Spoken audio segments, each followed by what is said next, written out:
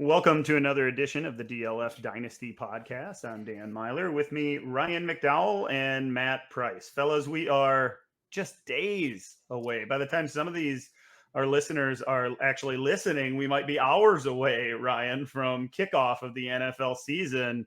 Oh man, I'm excited.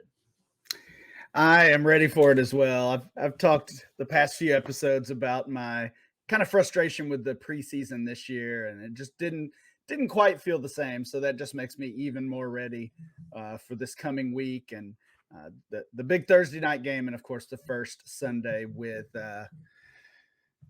with a full slate for quite a while now. Yeah, and we're gonna spend every Sunday night, guys, recording once again, doing instant reactions, talking about everything that we see from a dynasty perspective, how we should be reacting. But before we get to do that, Matt, we got to do this fantasy prediction, NFL prediction show that we get to do every year. The three of us try to make a fool of ourselves trying to predict what's coming down the turnpike here in the NFL season. Yeah, it's always a lot of fun to do this episode, but I will say I'm generally not a prop bettor, and I think it's evident by the results that we usually have in this episode. So I'm prepared to not do well again and to get picked apart. Well, we make fun of ourselves, but every year we make a handful of really good picks. So we'll make sure to shine a little light on what we did right last year. We're gonna first do the fantasy predictions, then we'll get into some NFL predictions and talk about what's to come here. We spent a lot of time over the last few months, really, guys, talking about the rookies. So we might as well start there. We're gonna do fantasy rookie of the year, Ryan. There's a few contenders here for sure, but if there had to be one guy for you, who's gonna carry fantasy managers to championships from this rookie class? It feels like a pretty easy one for me, honestly. I went with Najee Harris, the Steelers running back. I mean, one of the storylines we've heard all off season, or at least since he was drafted in the first round by Pittsburgh, was the workload that he will see. And yes, that kind of goes hand in hand with the subpar offensive line in Pittsburgh, but he will just get a ton of touches. We all know that, and of course, that's going to lead to some big time numbers. And he's being valued already as an RB1. Both in August and September, according to our ADP. I'm sorry, not only an RB1, but a first rounder in our dynasty startups. So it feels, like I said, it feels like a pretty easy call for me with Najee Harris as the fantasy rookie of the year. Yeah, I went with Najee Harris as well for all those reasons that you mentioned. It just seems like he's the most locked in to get all those opportunities. I think there's probably a case, Ryan, to be made for one of the quarterbacks. If we were talking about super flex, especially, there's going to be some guys under center in week one and a couple more that should be under center real closely after that. But I went with Harris as well. Matt, you went a different direction. So let's hear what you got on the fantasy rookie. Big surprise coming here. Yeah, for sure. I mean, I do think you guys are right. I think, excuse me, I spoiler alert, but I think Harris is the most likely answer just because of the volume he is going to receive. But obviously, I went with Kyle Pitts. I think he's going to be the dynasty tight end one this time next year. If he's not already for most people, he certainly is for me. But I think he's locked into that 18 to 20% target share, and we saw 3 total tight ends last season get that kind of volume in the passing offense. Atlanta is one of the most volume heavy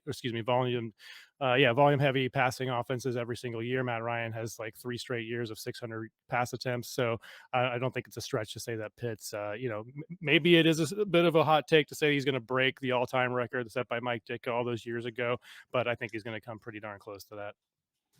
Yeah, there's a handful of other guys probably worth considering. There's always the chance that we have one of those magical wide receiver seasons, whether that's from Jamar Chase or one of the guys from Alabama or anybody else really for that matter.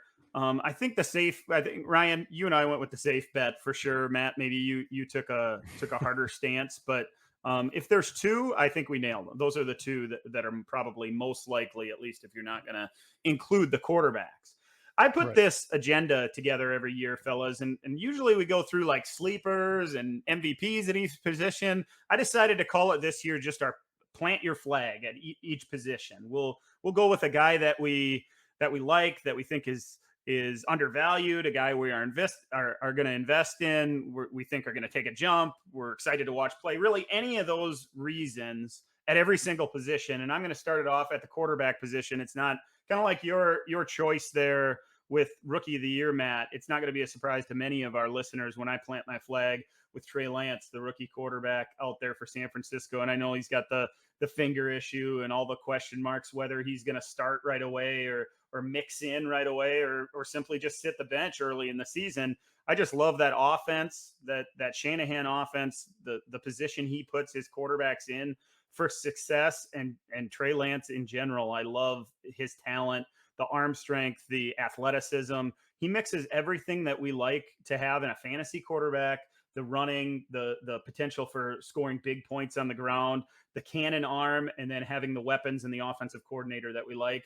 Everything is mixed in there with Trey Lance. It might take a few weeks before we really see it, but Lance is the quarterback that I want on every single one of my teams, whether it's single quarterback or super flex. Matt, how about you? You got a quarterback you're planting your flag with?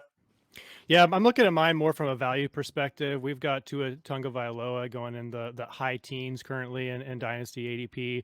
And I just think he represents such a value proposition right now because, last season, he had this injury March season coming off that awful injury at Alabama.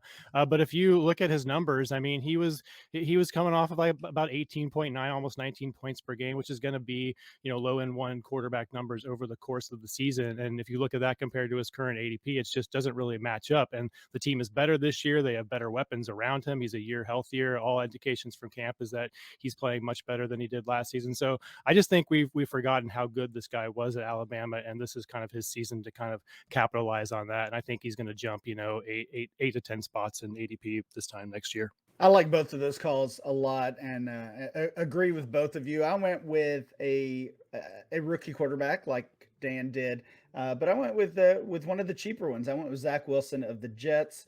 We've talked about him on the show really throughout the kind of rookie draft season, I guess, comparing him to Lawrence and Fields and Lance. And despite his high draft capital, being chosen second overall, he was he's the clear QB4 out of that. And after the news of this past week, some might even consider him the quarterback 5 with a little Mac Jones hype going on lately. So I just like the discount you're getting on Zach Wilson. The other narrative is just really honestly how bad the Jets have been. They're now the youngest team in the NFL, a major clearing of that house, not only with the coaching staff, but just with some of the leftover players, I guess we could say, and with Zach Wilson, Michael Carter, Elijah Moore. It just feels like it's kind of turning a new page here.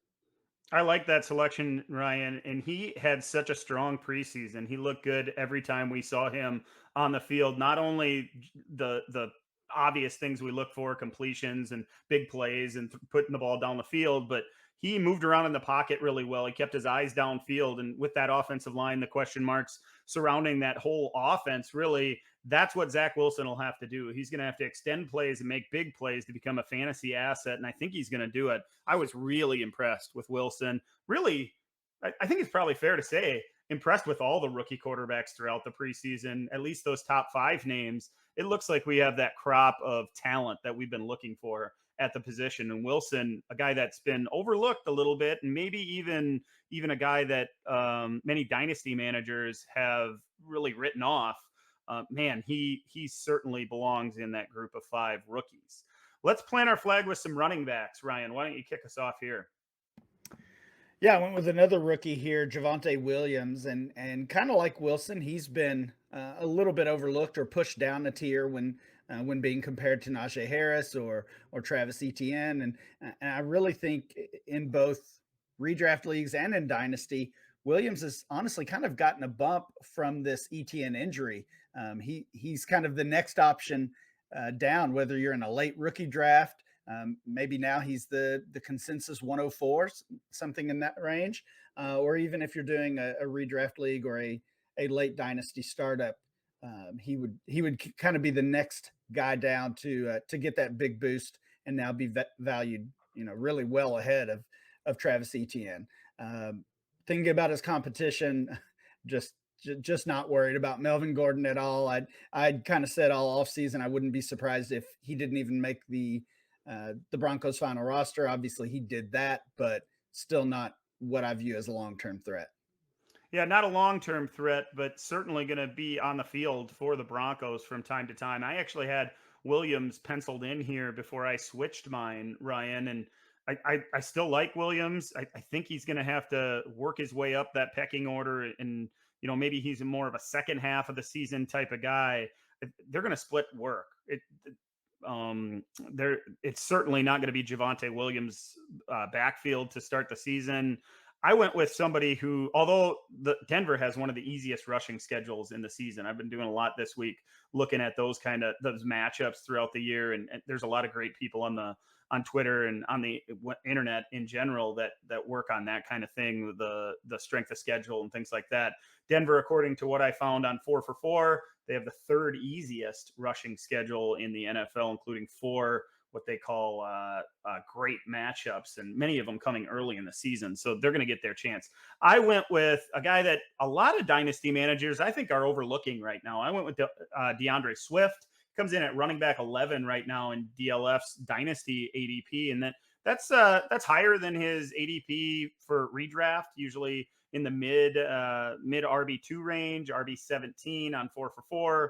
Swift, so many people are concerned about this injury, but if you follow closely the beat writers that are watching practice day to day, every single day it feels like I read a tweet that says DeAndre Swift was on the field for 14 out of 17 first team snaps and scored 3 touchdowns or something like that. So while he hasn't been playing in the preseason, he's not missing practice. He's on the field a lot with that first team. And while Jamal Williams is a good NFL running back, he's not going to take away from what Swift is going to do. Now, there's all the concerns about a bad offense and a lack of other weapons in that offense. But Swift is going to be everything that they're going to be able to do, with the exception of TJ Hawkinson. I really think he's going to take that leap. He's going to be a running back 1 this year because they need him to be. He's going to be that 20 touch guy, and if that happens, he's a guy I want on every single one of my fantasy teams. Last year, I had Antonio Gibson as my sleeper of the year. DeAndre Swift doesn't really count as a sleeper, but I certainly want him in my lineup every single week this season, starting in week 1, because, guys, he's playing. Matt, who do you have? I hope he is. I mean, I have a team built around him in a redraft league, but it's just that growing injury is scary. Like what happens if that lingers. But I like both of those picks with Williams and Swift. I went with AJ Dillon, running back 33, currently in August Dynasty DLF ADP, and I just see a bigger role than maybe we're letting on right now. Jamal Williams last year averaged almost 11 touches a game, and I think he can certainly fill that role. The Packers as a whole had about 470 total running back touches. So there's room for him to get volume, even in a part-time role. And we also saw him in week 16 in fantasy championships last year in a game where Aaron Jones saw 12 touches of his own. Dillon had 124 rushing yards and a couple of touchdowns on 21 carries. So I think he's the guy. I think he's one of the keys to this team's success this year. As well as I do, Dan, this team often has trouble closing out games, and Dillon is the guy that can do that for them. So it's a little bit different than Jamal Williams. Obviously, he doesn't have the pass catching chops, really almost none at all, at least in terms of what he's done on the field. But I think he's going to have a big role in that running back 33 ADP feels pretty low to me right now. Yeah, and he's one of those guys that were Aaron Jones to go down with injury, he could leap all the way up into that running back 1 category, and a guy that we can really start to depend on week in and week out. Let's go over to wide receivers. Ryan, why don't you kick us off with wide receivers? Because I like where you went here. You dug a little deeper than maybe I was thinking. Go ahead and kick it off. Yeah, well, I had to dig a little deeper because you stole my guy. I won't spoil who that is, but I tried not to have any overlap with you fellas, so I went a different direction. Yet another rookie, Terrace Marshall here. I think it's easy to slot him into Carolina and say if he just gives us Curtis Samuel numbers from a year ago, we would be happy with that, and we certainly would. Samuel was in that low end wide receiver 2 range, as was both DJ Moore and Robbie Anderson as well. So from that standpoint, the competition, even though there's three solid wideouts on that team, competition doesn't really worry me. It's still one of those offenses we love to chase. Of course, the kind of the looming shadow there is Christian McCaffrey coming back, and how many targets does he demand? Does he kind of go back to that same workload he had prior to the injury last year? So, but regardless, I still like the value Marshall is offering, both long term and short term, and I kind of think Robbie Anderson's 2020 season might be a little bit of a fluke. So I like Marshall there as really the wide receiver 2 behind DJ Moore. Matt, how about you? Is there a guy for you that you're planting your flag with at the wideout position? Yeah, you kind of stole my guy as well, Dan. So I think all three of It's us gonna be a clean are on sweep him. then, huh? Yeah, and honestly, I'm not going to spoil the name, but the second-year wide receivers group, I think it's a little bit harder to see. Maybe if you really squint to see guys like Jalen Reagor and Henry Ruggs, making the leap in year 2. But the trio for me is Jerry Jeudy, the guy you picked, and then the guy that I picked, Laviska Shenault. I just think that he offers the highest upside of any receiver on that team. Obviously, Trevor Lawrence is there, and we're looking for, maybe even a big week 1 and against one of the best matchups against Houston. So that breakout might start early for Laviska Shenault. He's probably going to get carries out of the backfield too, in this kind of hybrid role that Urban Meyer likes to run. So wide receiver 44 and redraft ADP right now, that feels like a screaming bargain to me. I think mid 30s in Dynasty ADP. So this trio of second year wide receivers, I think we're going to be talking about much higher this time next season. Yeah, and the guy that you both referred to and that you were missing in that group of 3 there, Matt, is Chase Claypool from the Steelers. It seems like it's a clean sweep. Maybe I was the first one to put a name down, but Claypool, he already showed it this year is the thing. We saw that in the Hall of Fame game, that big catch, and he had the injury scare. Didn't play quite as much after that, but all indications are he is ready to go. I think he's ready to become that number 1 receiver for the Pittsburgh Steelers and the guy that's counted on not only in the red zone and on big third downs, but also as that deep threat, right? He's going to be the guy going down the sideline and making those big plays. As long as Ben Roethlisberger has the arm strength and can hang in there in the pocket for long enough for Claypool to get open downfield, he's going to have so many big games. And guys, he's still really undervalued. And I have to imagine, Ryan, it's probably because there's these other 2 weapons on the outside in Pittsburgh. So people are feeling there might be a little bit of murky water as to who's going to get the ball and when. For me, it's Claypool and Claypool and Claypool every time. Yeah, I get the concern with the competition. I mean, if you look at our ADP, dynasty managers in general are not sure how to go with this as well, because Chase Claypool is wide receiver 21, Juju Smith-Schuster is 22, and Deontay Johnson is 23. So just kind of lump them in there together. And that's similar to how they finished last year as well, all in that, again, low-end wide receiver 2 range, kind of like the Panthers trio. But I'm with you. When I think about upside, both short-term and long-term upside, it is Chase Claypool that I want. He's wide receiver 21, as I said in our ADP. He's my wide receiver 10. So this is a guy I want on every single team. For sure. Let's jump over to the tight end position. Matt, why don't you kick us off here? So I went with TJ Hawkinson, Detroit tight end. This is, cue the me talking about being a top 1 or 2 target on your team if you're a tight end and you want to finish as a top 6 tight end. Currently the tight end 6 in redraft ADP. And we're just talking about there's no one else to catch the ball there outside of DeAndre Swift. I like Quintez Cephas a lot. Tyrell Williams had a good season for the Chargers several seasons ago, but they cut Brashad Perriman. There's just no one there. Hawkinson is going to be the primary focus of this passing offense. So at tight end 6, that to me feels like a value. I think there's an argument to take him over guys like Kittle, probably not Waller and probably not Kelsey, and for me, not for Pitts, but I think Hawkinson is in the conversation as that next guy, just simply because of the role he's going to have in 2021. Matt, I know we switched things up, but last year you had under your sleeper category, you had Logan Thomas. That one certainly paid off. Hawkinson, we're hoping probably finishes better than tight end 6 for this one to be a win. Ryan, how did you do? What did you do here with your tight end to plant your flag with? The tight end position is pretty rough right now. I mean, it's always rough, it seems like, but we've lost Irv Smith now for the year. Evan Ingram's banged up early. Adam Troutman is banged up early. So it's tough to find that sleeper. I went with Tyler Higbee. Of course, we saw him have a huge end of season, I guess, in 2019, and then kind of failed to live up to that last year. Had Gerald Everett there as competition, of course. With Everett gone, with Matt Stafford in town, I love this Rams offense, and I think Higbee can be a big beneficiary of that.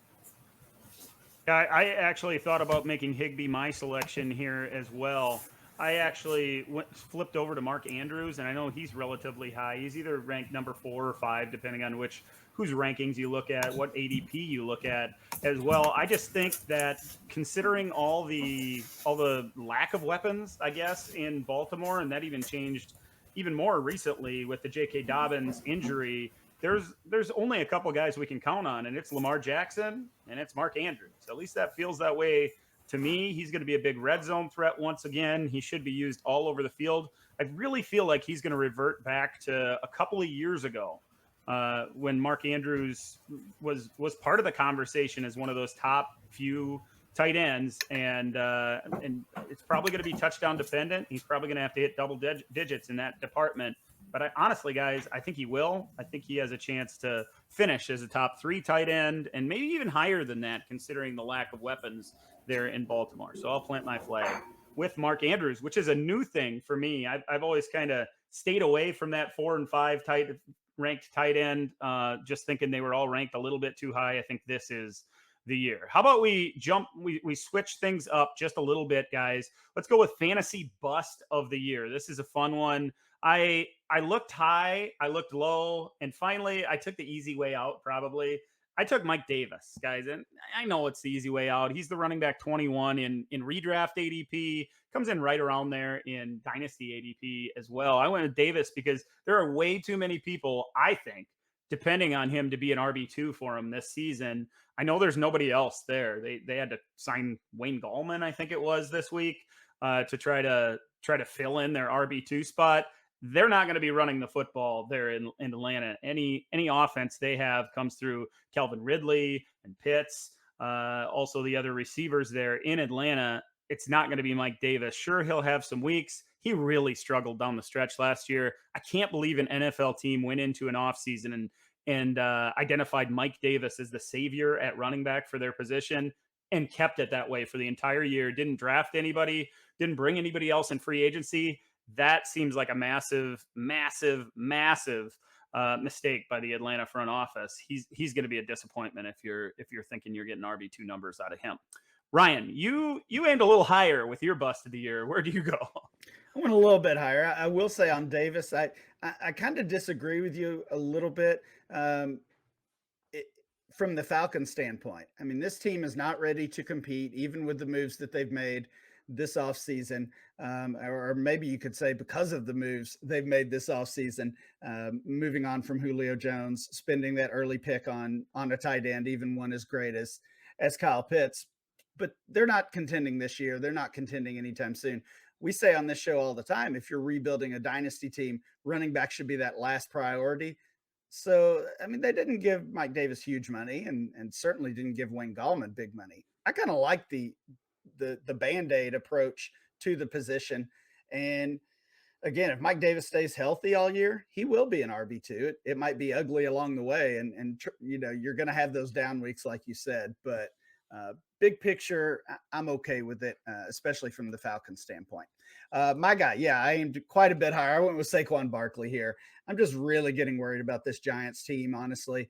And I think it could all fall apart very easily. I don't think we have to stretch to see that at all between Daniel Jones struggles, really bad offensive line, questionable coaching staff, especially offensive coordinator Jason Garrett, and Barkley's injury issues. I'm not sure he's fully healthy yet. And even if he is fully healthy, I don't have confidence that he'll last a full season. He's a guy I think falls out of the first round of 2022 Dynasty ADP. I went with Derrick Henry for a lot of reasons. We're going to talk about these first round running backs coming up pretty soon. But I just running back 4 in terms of redraft ADP, running back 7 in August Dynasty ADP, and I think he is going to get the volume again. But I just have reservations about this offense in general, the heavy touch load, all of that stuff. So if he gets literally one injury, his value in Dynasty is drops 2 rounds, 3 rounds, maybe more than that for a 27-year-old guy. So he might not bust necessarily from a volume standpoint. But I just think that he's going to be much less productive in this season. As we know, he had over 2,000 yards last season, and he still did not finish as the running back 1. So when that happens, there's nowhere to go but down, in my opinion. All right, so we need to go with a sleeper now. Can be at any position. Matt, I really want you to kick this one off because I like your choice. Yeah, I went with Rondale Moore, and I just kind of feel like he's going to be, especially in PPR leagues, just kind of a cheat code. He may have an A dot of less than 5 yards, maybe even less than that. Lots of targets near the line of scrimmage, but wide receiver 70 and redraft ADP, that just feels ridiculous to me. A value, I think, in that format, and in dynasty formats, I think he's still being a little bit undervalued as well. So if he sees 80, 90 targets, that as like a floor, I just think that he's going to blow through that ADP, and we're going to be talking about him much higher next season. But behind DeAndre Hopkins, of course, but AJ Green, I don't think any of us really have too much faith in him. Christian Kirk is still, intriguing, but he hasn't really put it together for a full season yet. So I think Moore is ready to take over that wide receiver 2 role, at least from a production standpoint. Yeah, I like that. That offense is made for multiple wide receivers to make a fantasy impact. We all want to invest in that, and getting Rondale Moore right now, it might be our last chance to get one of those price tags like you were talking about. I went with Marquez Callaway. I'm kind of thinking maybe I got Ryan on this one too. I'm not sure about that. He's wide receiver 51 in redraft ADP. And I like him for the obvious reasons, not only for shining in the preseason and looking like he had a nice connection with his quarterback there, also because Michael Thomas is banged up. He's going to miss at least 6 weeks, maybe a half a season, maybe even more than that. Everything surrounding him does not seem good. Outside of him, the only other wide receiver that makes the top 100 in redraft ADP right now is Traquan Smith, who comes in the 80s. So Marquez Callaway, who's 51, and showed out well in the preseason and has the quarterback that likes to push the ball down the field. And honestly, guys, I really think they're going to that team is going to need to catch up. They're going to need to throw the ball in the early part of this football season. And Callaway is going to be the guy at the other end catching the football. I'll take Callaway on every one of my dynasty teams, all my redraft teams as well, because he's so cheap, Ryan. Yeah, you did get me with Callaway for sure. I'm glad I filled this out first. Yeah, you definitely would have been my choice. I've been a little bit of a believer in Callaway, and the Michael Thomas news of the past few weeks has definitely made me feel even stronger about that. I once again dug a little deeper and once again went with a rookie here, Dyami Brown of the Washington football team. Washington made a ton of moves this offseason. I think almost all of them were good moves ultimately for their team. Signing Ryan Fitzpatrick was a big one. They also brought in Curtis Samuel, and Carolina tried to make Curtis Samuel that deep threat. That never worked. He did not have success when they tried to fit him into that role. That's what Dyami Brown can do. He's the deep threat guy. He averaged over 20 yards per catch in back-to-back years at North Carolina, and has drawn comparisons to Will Fuller. So I think he brings something to this team, even though they have McLaurin, they have Curtis Samuel, they have Logan Thomas, and one of these running backs catching balls, hopefully Antonio Gibson. So even though it's going to be crowded, I think Brown offers something that the rest of his teammates don't. And so I like him as that dark horse. Yeah, he's a dark horse for sure, and certainly fits in as a sleeper candidate. I like where you went there. You're picking a lot of rookies. First time for you, Ryan. You never go with the rookies, right? Yeah, so weird. Every year we do the fantasy MVP guys, and it was a clean sweep. We all stuck with CMC this season. I think we could probably just glance by it. Everybody knows why CMC is the number one pick in redraft, the number one pick in Dynasty, and the number one pick of these analysts to be the fantasy MVP. Ryan, you nailed the Alvin Kamara pick last year. Probably pretty accurate with that one. Hopefully CMC stays healthy because he's got that number one overall upside, obviously. Instead, let's talk dark horse fantasy MVP. Last year, I picked Jonathan Taylor here, which, if you remember back, there was all the Marlon Mack stuff, and we weren't sure. And then Taylor got off to kind of a slow start and came on strong at the end. So while he may not have been the MVP, he certainly carried dynasty managers and fantasy managers in general to championships, to playoffs, all those good things. I went back with DeAndre Swift here for all the reasons that I mentioned earlier. He's going to be the guy in Detroit that I want on every one of my teams because he's all they got. Ryan, you went with a second-year running back as well, a guy that I considered. I like your choice. Yeah, I went back to the Washington football team with Antonio Gibson here. He has creeped into the late first round of our Dynasty startup ADP, and I think for good reason. Again, we're seeing some running backs in that range get injured, lose value. Cam Akers and J.K. Dobbins specifically, so that helps Gibson's value. But then when you think about his on-field performance, I already talked about how I think Ryan Fitzpatrick is a boost for this offense overall. That's kind of a no-brainer.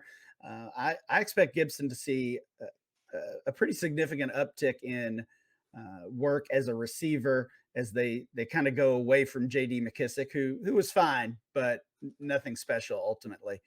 I think it could be Gibson, who honestly could be as high as RB2 or 3 overall this year.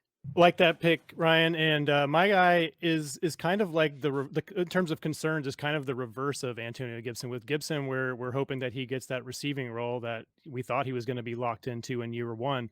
My guy Austin Eckler is going to be locked into the receiving role, but is he going to get some kind of goal line role? And that's really the crux of the problem with him. If he does get that goal line role, then we're talking about somebody who could easily finish as a top 5 running back in 2021. Last season, only 1 rushing touchdown and 2 receiving touchdowns. He did only play 10 games with that injury that he had, but we saw him average about 8 targets a game, about 6.5 receptions a game, over 100 total yards per game. So in PPR leagues, he's almost locked in as that fringe running back one. And if he does end up getting that goal line work and increase those touchdowns, then we're looking at something special, I think, this season. Yeah, I think there's a lot of us that are counting on Austin Eckler to be a big part of our fantasy title dreams this season. Eckler certainly qualifies. Last thing we should talk about before we jump into our NFL predictions, guys, we need a hot take from each one of us. Matt, why don't you kick us off here?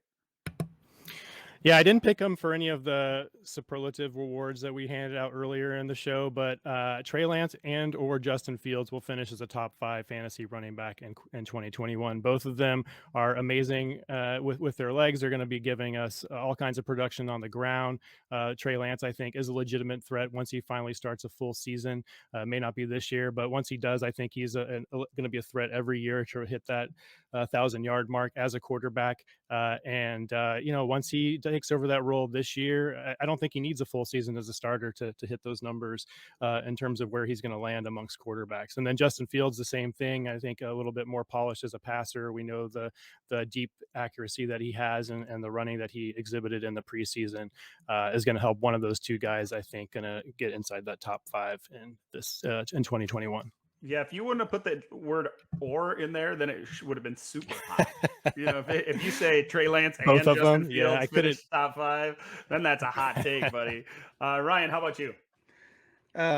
Well, first of all, I hate hot takes. I know. We should have left this out. Come on. No, that's why I put it in here, because you hate it so much. This is not our specialty, and I did not. This is trash. Yeah, it really is. I didn't go very hot here, but I kind of went boring. I went with one of these players that's always undervalued. Chris Carson will be an RB1 this season. And again, it's not really a hot take because this is what he's done. He's been an RB1 in 37% of his games over his career. He's been an RB2 in also 37% of his games. So even when he hasn't finished in the top 12, he has still been very consistent. And he kind of gets a bad rap because he's boring, or because he was a late round draft pick or whatever it might be. I don't know. I don't get it. He has had a little bit of an injury history, but I think that's probably been overstated throughout his career. So I love Chris Carson's value this year, both especially in Dynasty. Redraft lately, I think people started to figure this out. We saw him going in the second round of a lot of these redraft leagues that have been taking place here just in the past couple weeks. So people are definitely catching on, but I think he's locked in as a top 12 running back this year. Fantasy managers have been trying to replace Chris Carson in Seattle Mhm. for 3 seasons, it feels like. Well, that's the other thing. Never get over it. Yeah, in Seattle, I guess they've kind of been trying to replace him as well. I mean, they used a first round pick on Rashad Penny. That didn't really work out, but it hasn't yet, at least. But ultimately, he sees a huge workload on a weekly basis. They're not trying to replace him once they're suiting up and it's game time. Yeah, I don't mind that pick at all. I went with another veteran guy. I took Antonio Brown, and I'm going to take him as a top 15 finisher at wide receiver in 2021. Guys, he comes in at wide receiver 36 in redraft ADP, wide receiver 55 in Dynasty, 117 overall, 4 touchdowns in his final 3 games last season, more targets in games played with Chris Godwin and Mike Evans, where all 3 were on the field, more targets per game, more air yards per game as well. He's overlooked, it seems like, and he has the connection with Tom Brady. We all want to push him down the list because he's in his 30s and all those things, but he's not one of them wide receivers that depend on freakish skills. Being bigger, being faster than anybody else. He's always been the guy that can get separation. He's going to continue to do that. And because of all those other weapons, they can't focus in on him. Antonio Brown's going to catch a lot of passes this year in a full season with Tom Brady and that Tampa Bay offense. And he's going to finish real high in our fantasy points scored per game categories throughout 2021. Guys, we are sponsored by Monkey Knife Fight. They are the fastest growing fantasy site in the world. Instead of spending your time building elaborate salary cap rosters or competing against professional players, you can explore unique, fun, easy to play games like More or Less, Knockout Kings, Eagle Eye, Goal Rush, or Touchdown Dance. Any of the major sports you can play as well, such as the NFL, NBA, NHL, MLB, as well as UFC, NASCAR, golf, soccer, and various college sports without competing against all the sharks. Right now, you can open a new Monkey Knife Fight account, make an initial deposit, and get a full year of DLF Premium for free. On top of that, if you use the promo code DLF, Monkey Knife Fight is going to match that deposit 100%, doubling your initial funds. Simply log on to dynastyleaguefootball.com, click on the image for Monkey Knife Fight, and follow the instructions to get started and get all that free stuff today. How about some NFL MVP or predictions, guys? And we'll start at MVP. I didn't want to go with the common one. I wasn't going to take Aaron Rodgers. I tried to stay away from Patrick Mahomes. So I took Matthew Stafford, guys. I love that Rams offense. The MVP, you guys will pick quarterbacks as well. It always goes to a quarterback, right? And we need somebody to suddenly throw 45 touchdowns, something like that. And if there's a guy that's a dark horse guy for that, I think it's Stafford going to the new offense with the new creative play caller, something he has never had in his career. He's got all the talent, got all the weapons. I'll take Stafford to win the MVP this season. And, the betting line on Stafford to win the MVP, you can make some big money on this one. I don't do a lot of those prop bets, like I said, other than what I play on Monkey Knife Fight. But, man, if I was going to take a dark horse MVP, it'd be Stafford. Yeah, I like the Stafford call a lot. I'll talk about that team a little bit more later probably, but I'm with you. I think Stafford might just show us how bad Jared Goff has really been over the past couple of years. I'm not sure we realized that. I did not stay away from Patrick Mahomes. I went with the chalk here, or at least what I view as the chalk. I still think the Chiefs are the best team in the league. I think Mahomes is the best quarterback in the league, so that made it pretty easy. Matt, how about you? Yeah, I went with Russell Wilson. I think if we had stopped the NFL season after like week 5 last season, there would have been no doubt that Wilson was the locked in MVP. And then we know what happened over the course of the second half of the season. But they brought in the previous Rams passing game coordinator, who's probably going to bring this, this quick hitting, quick short passes. They brought in an extra receiver for him. They brought in another tight end. It just really feels like Russell Wilson has gotten everything that he wants this offseason, and that I know it's a tough thing to swallow, but I really think that this is the year that they start running this offense through Russell Wilson. So if that happens, I think he's going to be the MVP. All right, how about the playoff teams? Let's jump into the AFC teams. We'll start. There were four teams that were selected by all three of us: the Chiefs, the Bills, the Ravens, and the Browns. So it comes down to the last three teams. I think if there's a top team there, guys, I had to take AFC South teams because all those teams get to play the Jaguars twice and the Texans twice. So I think the Titans will win that division. It feels like they have the best offense in that division. Feels like they're at least close to the best defense in the division. So I think they'll win the division. And then I also took the Colts to get the last wild card spot. My final wild card spot goes to the Dolphins. So outside of the Chiefs, Bills, Ravens, and Browns, Ryan, who do you got making it out of the AFC? Yeah, I went with the Titans as well as the AFC South champion. For a lot of the reasons you said. Honestly, I think they're far and away the best team in that division.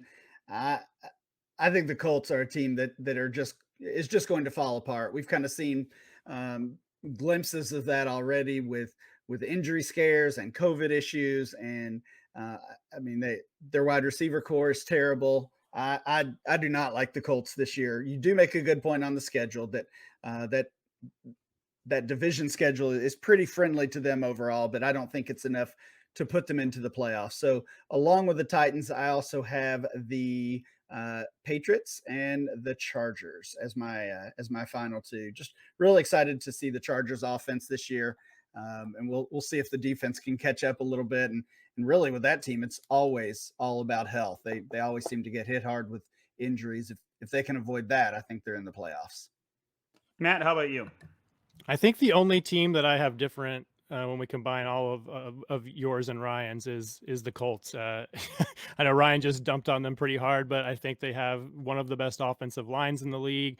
T.Y. Hilton injury is concerning, I guess, but was he really going to contribute that much other than kind of a decoy weapon? I'm not sure about that. You've talked about how good Jonathan Taylor is, and Carson Wentz looks like he's going to play week 1, and he's had his best success with his current coach. So I don't know. I have more faith, I guess, and a little bit less faith in the Titans. So the Colts are really the only team that I picked to go to the playoffs from that division. The Patriots, we've seen Mac Jones now in the preseason. Yeah, it's the preseason, but he looks pretty locked in, and somebody that I maybe all of us, in fact, were a little bit wrong on coming out of the draft. So and I just want to trust in Bill Belichick. I don't want to, but I feel like I have to with that team and the defense that they've built on that team to go with the new quarterback. So yeah, that's it.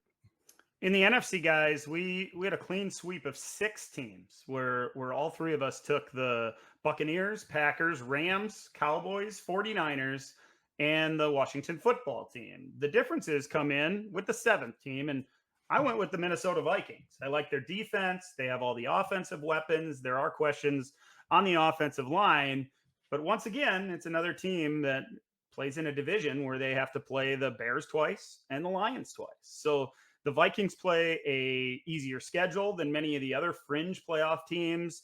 The other teams that you think of immediately, I already have the Rams and the 49ers in. It would be easy to say the Seahawks, probably the Cardinals as well, but those teams have to beat up on each other all season long as well. I'm nervous about the 49ers, but I think the Vikings are the 7th best team in the conference, so that's who I slid in as my final playoff team. Ryan, who do you have as number 7? Yeah, I did go with the Seahawks as that last team. Can't say I'm too confident in them. You make again a good argument with the schedule that they do have to play San Francisco and the Rams multiple times. But ultimately, this is just a team that always seems to find a way to compete and sneak into the playoffs. And as Matt was talking about with their change in offensive coordinator, I am excited to see how that works out, and hopefully that does lead to more passing and consistently throughout the season, not just the first 8 weeks. Matt, you went the Seahawks as well. Yeah, I don't really have much to add to that for all the reasons Ryan said. I just think Russell Wilson is really good. We talk about the last dance, quote unquote, with the Packers and Rodgers. It feels like it could be a similar situation with Wilson, and so they're giving him what he wants and hoping that what he wants is going to get him to that next level again. So I'll take the Seahawks over the Vikings. Yeah, I went back and forth between the Niners and Seahawks as the second team coming out of that division, and went with the 49ers. It's probably just my Trey Lance love that did that. Well, the Niners have, like, I think on paper, the easiest schedule in the entire league. So right. Yep. It's tough to get them out of there. I can't believe that because of that tough schedule. None of us really even mentioned the Cardinals, and they're going to be a tough team to beat all season long because of that offense. So those teams have a rough go at it because they're going to be beating up on each other all year long. Let's pick our Super Bowl teams. Matt and I went the same way. Ryan had one of the teams that Matt and I had. So Ryan, why don't you kick it off? Yeah, like I said earlier, I still think the Chiefs are the best team in the league. Obviously, some offensive line issues exposed in the Super Bowl, but I think they've worked and made that a priority this offseason. So I went with the Chiefs to represent the AFC, and I went with the Rams in the NFC. I said earlier, I'm really excited to see Stafford in this offense.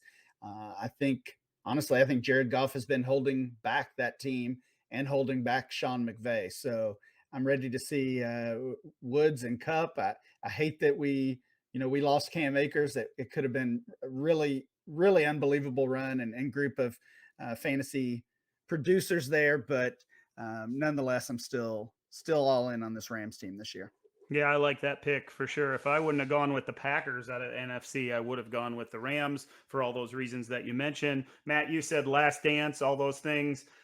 One of the best quarterbacks, one of the best wide receivers, one of the best running backs. I know a lot of people have a problem with their offensive line, but they did a lot to address those needs, even with Bakhtiari banged out. And then on the defensive side, again, one of the best pass rushes on the outside, that group of three pass rushers, one of the best corners in the league as well with Jair Alexander, and then one of the best safety duos in the league. So while the defense probably isn't dominating or anything like that, it feels like the Packers are the team to beat. I know the Buccaneers are going to be a tough out, but as a Packer fan, I got to take my team this year if this is it with Rodgers. Is that why you did it too, Matt? Yeah, I mean, pretty much. Like, if we get to the NFC Championship and lose again, I'm just like, it's like the Buffalo Bills, but worse, right? Like one step worse. So this is it. I think we're gonna have a tough time as Packer fans after this season if Rodgers in fact does leave. We got. I can't pick any other team than them right now. I just, like you said, the offense is fantastic. The defense is better than it's been in many years. So the only thing that can stop them is maybe a defense like the Buccaneers or another like Brandon Bostic kind of situation where just everything goes wrong at the end of the game. I hope you're right. And like I said with Dylan, like I feel like GM.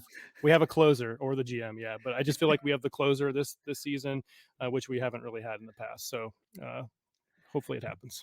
So we all have the Chiefs. Oh, go ahead. Sorry, Dan. The real question there is, if it plays out like you guys project, would that still be the last dance? Or, well, we can predict. That's what I'm saying. Yeah. Or would they run it back in that case? I would hope so.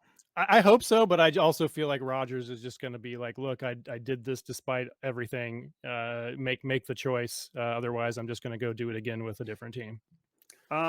Super Bowl champs. I took the Packers. Matt took the Packers. Ryan, you went with the Chiefs. It feels gross. None of us picked the Bills. I really want to get on the Bills bandwagon to get to the Super Bowl. It's hard to pick against the Chiefs, but that Bills team is so good in that passing game. If they can keep it going through January, it's going to be a tough out in the playoffs. We have a few minutes, guys, so let's talk quickly. Get back on the Dynasty landscape a little bit. How about a player we're buying on every Dynasty roster? Let's try to get it through this quickly. Matt, who do you got? You know how it is. It's Kyle Pitts. I know he's expensive. I know he's going to cost you an arm and a leg if you didn't get him in your rookie draft. But I've made moves like trading Travis Kelce straight up earlier this offseason. I'm just willing to put as many eggs in that basket. If I'm on a contending team, if it's a move that's not going to take me out of contention, I'm going to make the trade pretty much no matter what it costs. And on a rebuilding team, again, whatever it takes. If I'm not planning on competing this year and I have a little bit of reservations with Pitts in year one, which I don't, then again, I'm just making whatever move I can to get this guy on my roster. Ryan, you're going to get your guy here. Who is it? I am going to get my guy, Chase Claypool. We all talked about him earlier. Again, a pretty big gap in where he's ranked in ADP or consensus rankings and where I have him. So definitely a guy I would be targeting. I was going to tell Matt earlier regarding Kyle Pitts. I meant to share this when you were mentioning him a few moments ago. In our latest September ADP, it's not complete yet, not on the site yet, but we've got a little bit of data. He is the tight end 1 in Dynasty ahead of Travis Kelce, and he's a second rounder. Oh my goodness. I told you, Ryan, in one of our recent mocks, like at 102, I kind of want to just pull the trigger. And the only reason why I didn't, because I knew that he would come back in the second.